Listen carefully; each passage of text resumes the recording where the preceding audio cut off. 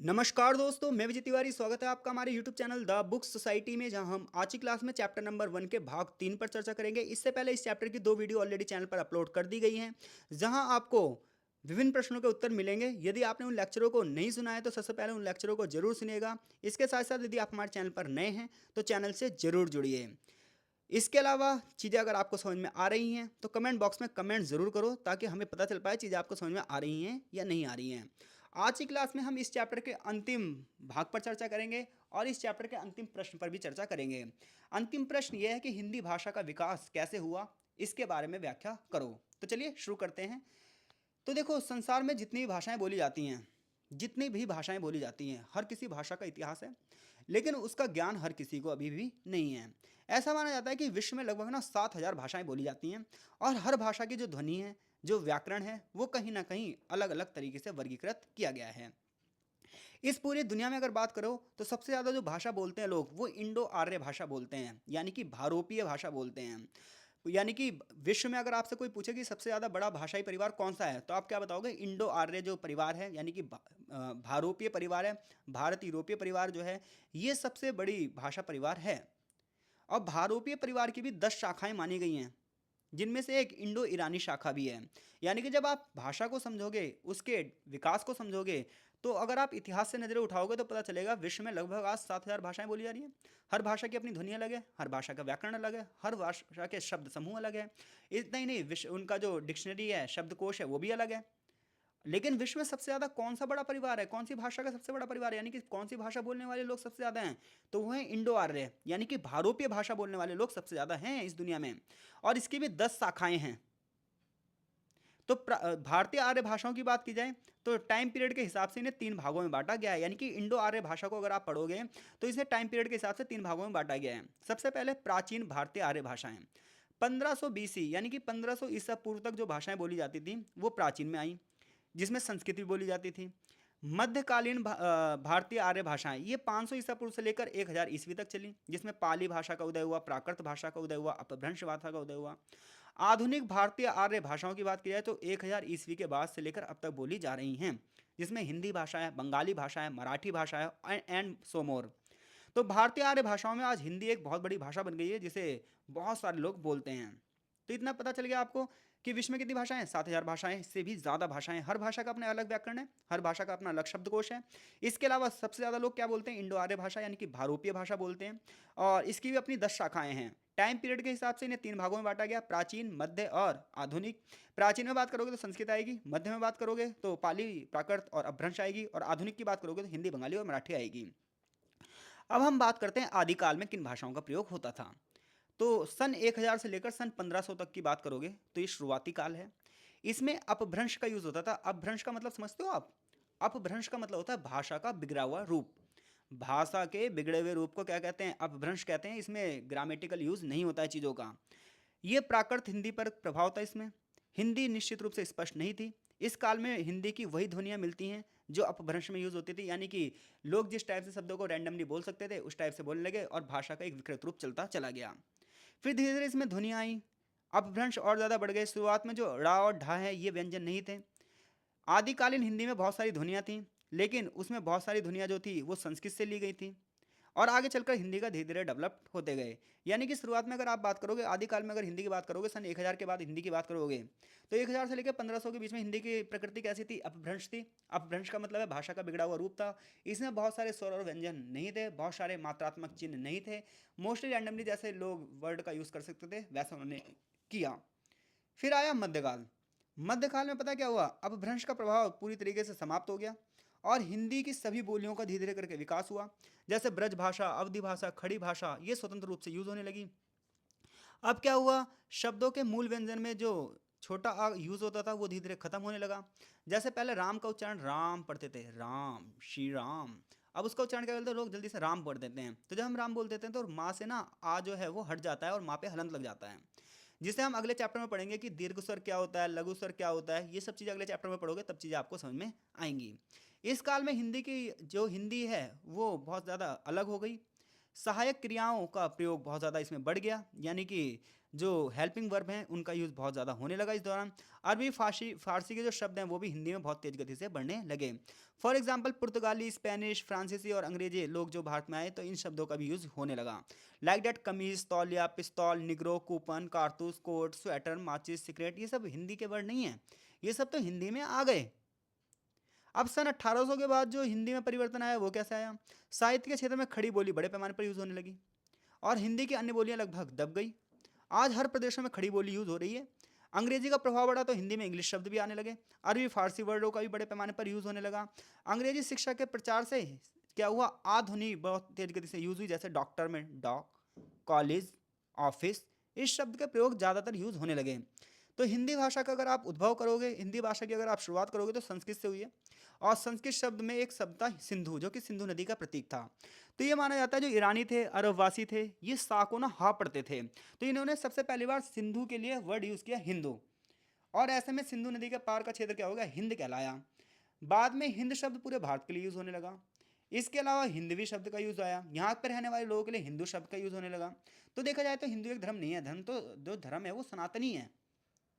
लेकिन फिर भी हम मान लेते हैं कि चलो वो है ना, जो चीज़ प्रचलन में आ गई तो प्रचलन में आ ही गई। तो विद्वानों के हिसाब से जो हिंदी शब्द है इसमें धीरे धीरे करके चल के का निकल गया, यानी कि हिंदी का जब आप इतिहास पढ़ोगे तो संस्कृत शब्द सिंधु से बना है। और ये जो आप हिंदी नाम देखते हो ये ईरानी और अरब वासियों ने दिया है, क्योंकि वो सा को हा बुलाते थे और उन्होंने सिंधु के लिए हिंदू शब्द का यूज़ किया और उसके पार के रहने वाले लोगों के लिए हिंदू शब्द का यूज़ किया। 6th सेंचुरी की बात करोगे, यानी 6ठी शताब्दी की बात करोगे, तो ईरान में भारत की भाषाओं के लिए जुबान हिंदी का यूज़ होता था, यानी कि ईरान के लोग भारत की भाषाओं के लिए क्या वर्ड यूज़ करते थे? जुबान हिंदी। ईरान के जो प्रसिद्ध बादशाह थे जिनका नाम था नौशेरवा, इन्होंने पता है क्या करा? इन्होंने अपने एक विद्वान को भेजा जिसका नाम था हकीम बजरोया, और इससे कहा कि हमारे यहाँ की जो पंचतंत्र की किताब है ना, उस पंचतंत्र का ट्रांसलेशन करो। तो उसने पंचतंत्र की किताब का जब ट्रांसलेशन किया, अनुवाद किया, तो उसने बहुत सारे शब्द अलग अलग तरीके से यूज़ किए, जैसे कि कर्कटक, दमनक जो शब्द था उसके लिए उसने कलीला और दिमना शब्द रखा। तो इस प्रकार से हम देखे जाए तो हिंदी का जो इतिहास है वो कहीं ना कहीं विदेशियों पर या अन्य देशों पर निर्भर है, जिसकी वजह से ना उतनी जानकारी नहीं मिल पाती जितनी जानकारी हमें मिलनी चाहिए। 14वीं शताब्दी में हिंदी शब्द का प्रयोग एक भाषा के रूप में फाइनली होने लगा। सन 1333 में इब्न बतूता नाम का एक यात्री जो मोरक्को से भारत में आया था, उसने अपनी किताब में हिंदी का यूज़ किया है, जहाँ उसने अपनी किताब का नाम ही रखा है किताब अल हिंद। इसी प्रकार से भारतीय परंपरा में जो प्रचलित भाषा है ये प्राचीन काल से इसमें लगातार शब्दों का यूज़ होता हुआ है। संस्कृत शब्द की बात की जाए, प्राकृत शब्द की बात की जाए, बाद में हिंदी में बड़े पैमाने पर यूज़ होने लगे। इसी प्रकार से विद्वानों के हिसाब से हिंदी शब्द का प्रयोग सबसे पहली बार अमीर खुसरो ने किया, यानी कि विद्वानों की अलग अलग राय है कि हिंदी का विकास कैसे हुआ भाई। तो कुछ लोग कहते हैं हिंदी का विकास जो है वो संस्कृत शब्द सिंधु से हुआ, अरब वासियों की देन है, ईरान के लोगों की देन है। कुछ कहते हैं भाई नहीं, ऐसा कुछ नहीं है, जो सर्वप्रथम इसका यूज़ है अमीर खुसरो ने किया है, अमीर खुसरो ने ही हिंदी को आगे बढ़ाया होगा, कुछ लोग ऐसे कहते हैं। यानी कि इसमें कहीं ना कहीं भारी लोगों का योगदान है। आगे चलकर हिंदवी जो है वो मध्य देश की भाषा बन गई, हिंदी शब्द जो है हिंदवी या हिंदुई से बन गया। तो इस टाइप से अलग अलग लोग ना अलग अलग चीज़ के बारे में अलग अलग तरीके से बता रहे हैं आपको। कुल मिलाकर बात की जाए तो अकबर के शासनकाल में आप देखोगे तो बहुत सारी भाषाएं हैं, जैसे सिंधी, लाहौरी, कश्मीरी, गौड़ी, तिलंगी, मारवाड़ी, गुजराती, मराठी, कर्नाटकी, बंगाली, सिंधी, अफगानी, बलूचिस्तानी, इतनी सारी भाषाएं आपको मिलेगी। अमीर खुसरो जैसे कवियों ने, अबुल फजल जैसे इतिहासकारों ने दहलवी भाषा का भी यूज़ किया है। हिंदवी या हिंदी शब्द की अगर बात किया तो इनका लगातार यूज़ किया गया है। दक्षिण भारत की बात करोगे तो दक्षिण भारत के कवियों ने भी इसका यूज़ किया है। हजरत बंदेनवाज, गेसुदराज, शाह बुरहाद्दीन, जानम, मिराजू, शमशुक, इश्काक, मुल्ला, वजही, ऐसे बहुत सारे दक्कनी साहित्यकार हैं जिन्होंने हिंदवी शब्द या हिंदी शब्द का प्रयोग किया है। तो प्राचीन भारत में जो हिंदी थी वो एक भाका के नाम से व्याख्यात थी, भाषा को भाका कहा जाता था। तो ऐसे में हिंदी में एक विवाद बना रहता है कि हिंदी का यूज़ आखिर शुरू हुआ तो हुआ कहाँ से। इसी प्रकार से उर्दू की बात कर लो। उर्दू शब्द जो है वो तुर्की भाषा के एक शब्द से निकला है जिसका अर्थ होता है शाही परिवार या खेमा।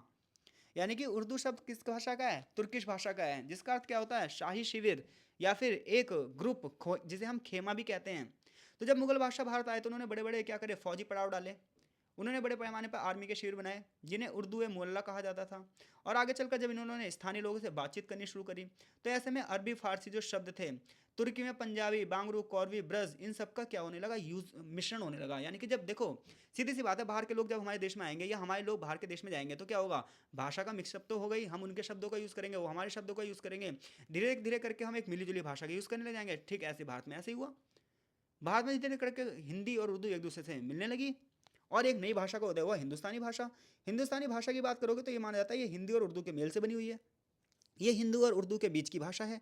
गांधी जी जैसे कई लोगों ने कहा कि भारत की जो मातृभाषा होनी चाहिए वो हिंदुस्तानी भाषा होनी चाहिए, जो कि हिंदी और उर्दू से मेल खाती है। इससे हिंदू मुस्लिम एकता को बढ़ावा मिलेगा, इससे मजहबी एकता को बढ़ावा मिलेगा। लेकिन देश के विभाजन ने हिंदुस्तानी भाषा को अलग कर दिया।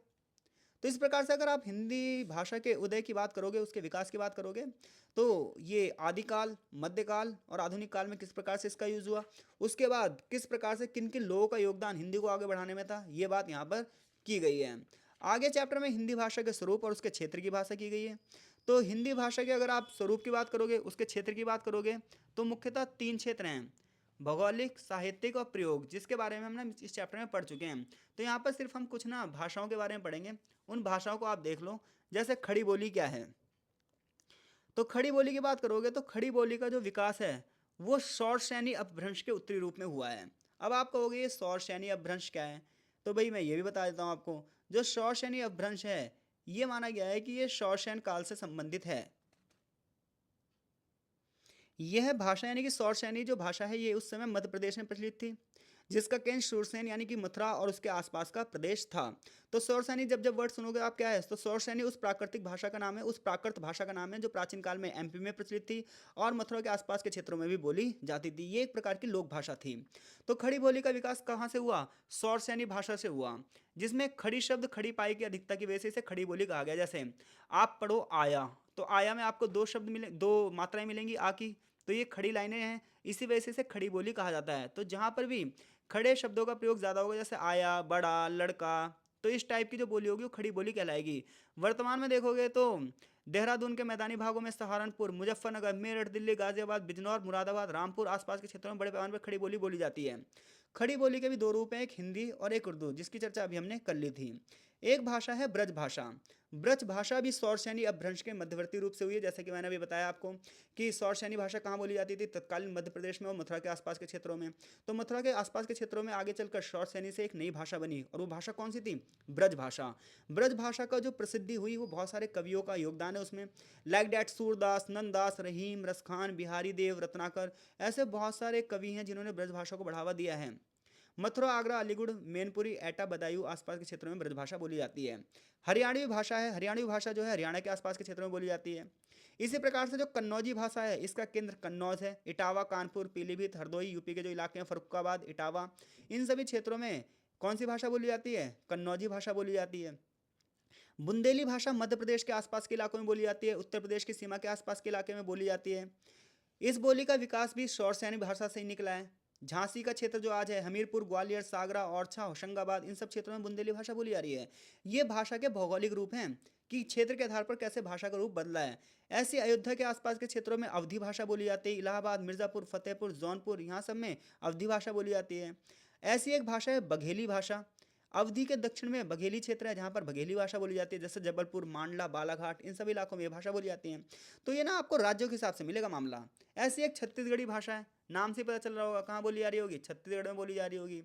ऐसी भोजपुरी भाषा है, सबको पता है ये प्राचीन काशी जनपद की बोली थी, आज के बिहार के इलाके में बड़े पैमाने पर भोजपुरी का यूज़ किया जाता है। मगही भाषा, मगही भाषा आपको पटना और गया के जिलों में मिलेगी, हजारीपुर, हजारीबाग और भागलपुर के क्षेत्रों में मिलेगी। इसी प्रकार से मैथिली भाषा बहुत फेमस है, सबको पता है, गंगा के उत्तर में दरभंगा, सहरसा, समस्तीपुर, पूर्णिया जिलों में, मुजफ्फरपुर के जिलों में मैथिली भाषा आपको दबा के मिलेगी। जयपुरी भाषा राजस्थान के जयपुर में मिलेगी, इसे ढूढ़ाड़ी भाषा भी कहा जाता है। ऐसी एक भाषा है मारवाड़ी भाषा, ये इसे डिंगल भाषा भी कहते हैं, ये भी शौर सैनी से निकली है। राजस्थान, जोधपुर, उदयपुर, जैसलमेर, बीकानेर, मेवाड़ आदि में ये भाषा बोली जाती है। ऐसी एक भाषा है मेवाती भाषा, ये राजस्थान के अलवर, भरतपुर और हरियाणा के गुड़गांव में मेवाती भाषा बड़े पैमाने पर चलन है, ये भी शौर सैनी से इसका विकास हुआ है। तो इन क्षेत्रों के नाम आपको याद रखने हैं, हालांकि इससे क्वेश्चन इतना आने का है नहीं। मालवी भाषा राजस्थान के दक्षिण क्षेत्र मालवा में आसपास बोली जाएगी। पश्चिमी पहाड़ी जो हिमाचली भाषा है, हिमाचल के चंबा जिले में, कुल्लू जिले में, मंडी जिले में, शिमला में ये भाषा बोली जाती है। गढ़वाली जो भाषा है ये उत्तराखंड में बोली जाती है, गढ़वाल के आसपास के क्षेत्रों में। कुमायूनी भाषा जो है वो कुमायूं जिले में बोली जाती है। इसी प्रकार से जो है साहित्यिक संदर्भ की बात की जाए तो बड़े पैमाने पर काव्यों में जो यूज़ हो रहा है, कविताओं में जो यूज़ हो रहा है, साहित्य में यूज़ हो रहा है वो मैथिली, राजस्थानी, ब्रज भाषा, खड़ी बोली बड़े पैमाने पर यूज़ हो रही है। भारत में बहुत सारे साहित्यकार हुए जैसे विद्यापति की कविताएं आपने या कहानियां पढ़ी होंगी, चंद बरदाई, तुलसीदास, सूरदास, बिहारी, अमीर खुसरो, भारतेंदु हरिश्चंद्र, जयप्रसाद, जयशंकर प्रसाद, प्रेमचंद, रामचंद्र शुक्ल, ऐसे बहुत सारे लेखक रहे हैं। तो देखो किसी भी भाषा की समृद्धि में लेखकों का एक बड़ा योगदान होता है। जितने बड़े लेखक होंगे, जितनी अच्छी साहित्यिक रचनाएं होंगी, उस भाषा का विकास भी उतना ज़्यादा होगा। इसके अलावा बड़े पैमाने पर प्रयोग की बात की जाए तो हमने पढ़ा था डेली रूटीन में, भाषा में डेली रूटीन की भाषा कैसी होती है, व्यापारिक भाषाएं कैसी होती हैं, इतना ही नहीं साहित्यिक भाषाएं कैसी होती हैं। इस हिसाब से भाषा और बोलियों का योगदान लगातार बढ़ता है। तो ये चैप्टर यहीं पर फिनिश होता है। आशा है इस चैप्टर के आपने तीनों भागों को सुना होगा और तीनों भागों से जो प्रश्न बनते हैं उन प्रश्नों का उत्तर देने में आप सक्षम हैं। आगे चैप्टर का एक सारांश दिया है। अब मिलते हैं आपसे हम चैप्टर नंबर 2 की वीडियो में। चीज़ें समझ में आई हों तो कमेंट बॉक्स में कमेंट ज़रूर करना और वीडियो को लाइक भी ज़रूर करना। चीज़ें इतनी आसान भी नहीं है, क्योंकि जो हम डेली रूटीन में हिंदी यूज़ करते हैं वो हमें किताबों में दिखती नहीं है, इसलिए हिंदी थोड़ी सी कठिन हो जाती है और हमारे मन में एक धारणा बनी होती है कि देखो भाई हिंदी तो हमें आती है, लेकिन हम जब चीज़ों को समझते हैं तो हमें पता चलता है यार ये सब तो हमें आता ही नहीं है। तो इसलिए जब आप चीज़ों को ढंग से समझोगे तो चीज़ें आपको समझ में आएंगी। मिलते हैं आपसे नेक्स्ट चैप्टर में, तब तक के लिए आपका बहुत बहुत धन्यवाद।